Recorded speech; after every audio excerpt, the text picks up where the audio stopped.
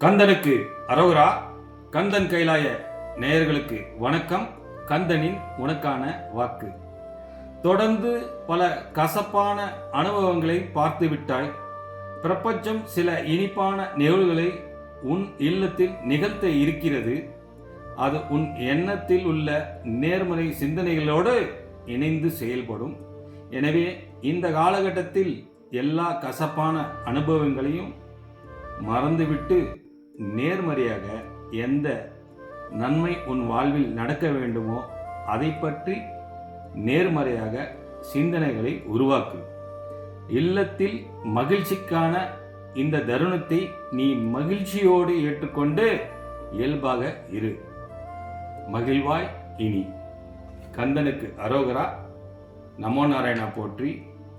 ஓம் முருகா, ஸ்ரீ முருகா, ஸ்ரீ ஸ்ரீ முருகா, எம்மை ஆத்மா உந்தன் படைப்பே முருகா.